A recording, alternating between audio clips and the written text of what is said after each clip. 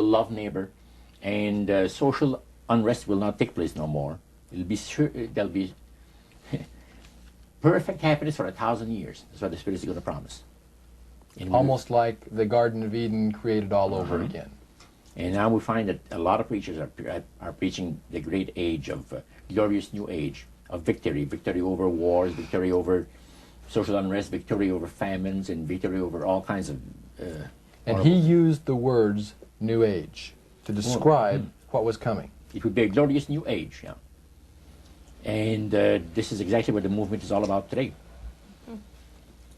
And he went on and said, as I said earlier, that as life on this planet becomes more and more difficult, and calamities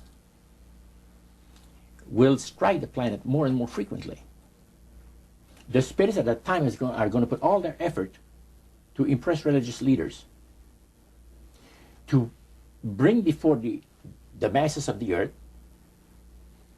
the sacredness of Sunday. See? They will teach Sunday sacredness. And with the religious leaders, looking forward to 1,000 years of perfect peace on earth, they will put all their effort into it.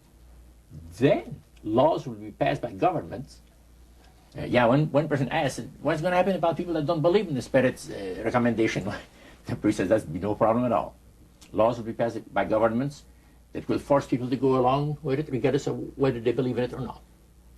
And he says the law enforcement officers will explain to people, make it clear that such a law is necessary to assure the well-being of all people. He says the laws will be passed with no effort at all.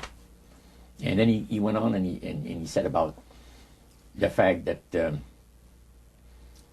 venerability of the sun, which in ages past was such an irritant to the Creator. All these great nations and other nations, the smaller ones, were all involved in sun worship. And in those centuries, the Creator found that teaching of worship of the sun to be a terrible irritant. And he said, it is going again to take place, but not in worshiping the sun, in remembering Sunday to keep it holy. He made a statement I would never forget.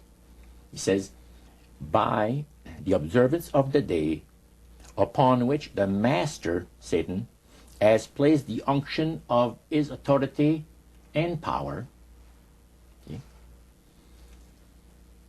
he receives homage, regardless of whom people claim to worship. Isn't that something? So, can you understand now why I had 28 Bible studies in 1 week and started to go to church on Sabbath?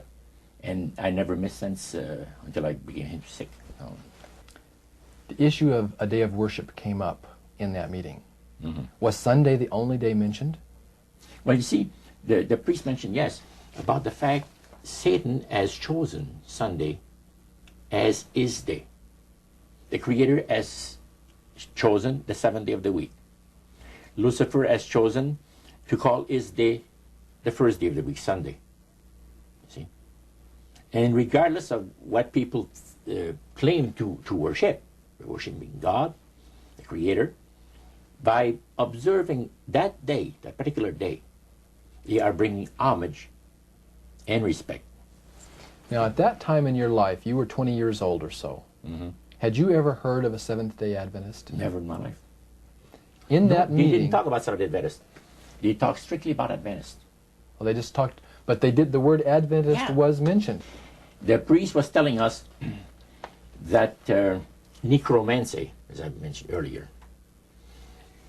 is the belief that the dead have entered into a higher state of existence, etc. And he says, for centuries, friendly demon spirits have worked diligently to establish and uphold in the religious convictions of all people the belief that man has an immortal soul. See?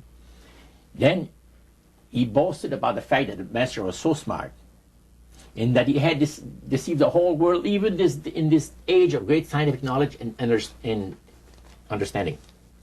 Then one person put his hand up. And the priest says, yes, we want to say something? He says, what about the Adventist? You can't count them deceived regarding the state of the dead. And I got a question. What about, how come that they can't be brought under the great deception? The priest said, you're right. I apologize, says here, I made a mistake. When I said that all the millions of people living on the face of this planet, everybody, you know, was honoring the great master. I forgot the Adventists. There's so few in number when you figure the billions and all people, I didn't even think of mentioning it.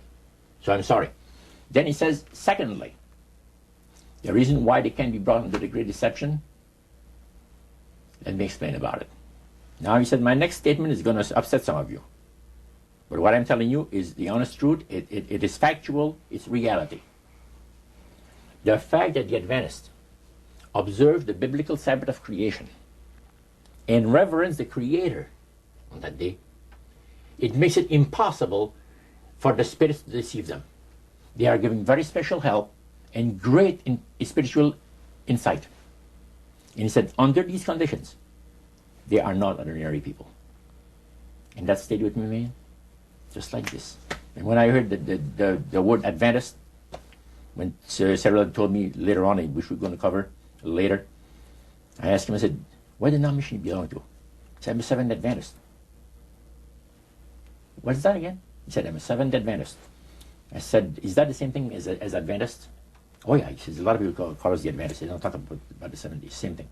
Boy, I was interested. I bet you were. Now, I wanted to know what his Bible said. Yeah, I bet you did. Because that was the one group that under question only, the high priest of the demonic worship house. Yeah. The thing that he had said to you was, this is the one group that can't be deceived. That's right. And so somewhere back inside that that resistance you had came out, and you awoke. A few months later, that experience, unique experience, was instrumental in helping me make a decision for Christ. And also, I had no hesitation to join myself to God's commandment-keeping people because of the fact that I knew what kind of people they were. And after having had 28 Bible studies in 1 week, I started to keep the Sabbath, forever. But you see, the time that I had these Bible studies, 4 hours per evening, we started at 7 o'clock and finished at 11 o'clock at night.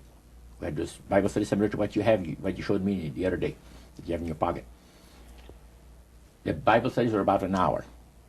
There were questions, and then you looked at the verses that they gave you in the Bible, and you had your answer. It was so fantastic. And the Spirit of God was really ministering to me the graces of redemption. Every moment of all those Bible studies was precious. Precious, precious, precious. Roger, at that time, your major language was French. You did not speak English, and all of this happened in the French language in Montreal. How long after you became a Seventh-day Adventist, or after you learned of Seventh-day Adventists, did you read the book Great Controversy by Ellen White? Well, I joined the church. I first had the Bible studies in October of 46. In April of 47, I was baptized into the church. In September of that year, Hilda and I got married. And the French church in Montreal gave us, as a wedding gift, the Conflict of the Ages series. And I had not read the Great Controversy up to then. But then you read it. Yeah. And what went through your mind when you read the book Great Controversy, thinking back on the experience you'd had maybe just a year or so before? That's right. What went through your mind? This person is inspired. This person has got knowledge that nobody else has on the face of the earth, except, the Spiritist that I was mentioning, because it's so unique. Well, I find it very remarkable that they were willing to share the strategy that Satan is working on with this group. Of course, their plan was that it would never get out. That's right. Under seal of death. That's right. Their plan is that you don't have to worry about saying anything by the great master. Because as soon as anybody strays some, the spirits will tell the high priest right away what's taking place. They did with my Bible study by Wednesday night. I studied on Monday and Tuesday. By Wednesday night, the spirit counselor appeared to the high priest and says, you have one of your defectors. He says, that Morneau guy, you're going to get rid of him.